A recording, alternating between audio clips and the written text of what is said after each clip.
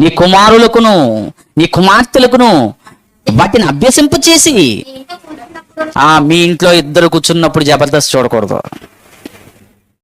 చక్కగా మీరిద్దరు ఇంట్లో కూర్చున్నప్పుడు ఒక ఫోన్ నువ్వు ఒక ఫోన్ ఆవిడ చూడకూడదు.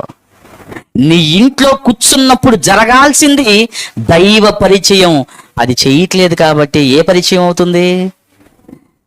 ఫోన్ ద్వారా దెయ్యం, టీవీ ద్వారా దెయ్యం, పుస్తకాల ద్వారా దెయ్యం, అన్నిటి ద్వారా ఏ పరిచయం జరుగుతుంది?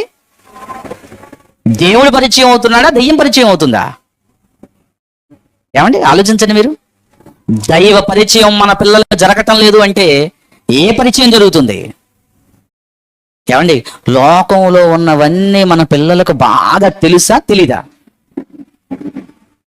సింపుల్గా ఒక ప్రశ్న అడుగుతాను, పెద్దగా ఆలోచించకుండా టక్మని చెప్పేస్తారు. మనకంటే తెలివైన వాళ్ళు అయిపోయారా మన పిల్లలు?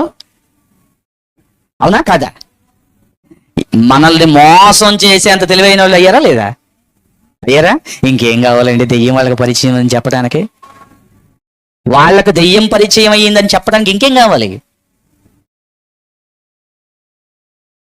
ఆలోచించండి మీరు. దేవుడి పరిచయం మన పిల్లలకు మనం చెయ్యకపోతే దెయ్యం కనబడకుండా మన పిల్లలకి ఏమైపోద్ది? లోకాశలతో పరిచయం అయిపోద్ది, చెడుతో పరిచయం అయిపోద్ది. మనం కానీ మన బిడ్డలు కానీ మంచికి ముందుకెళ్తామా, చెడుకు ముందుకెళ్తామా? చెడుకు ముందుకెళ్తామండి.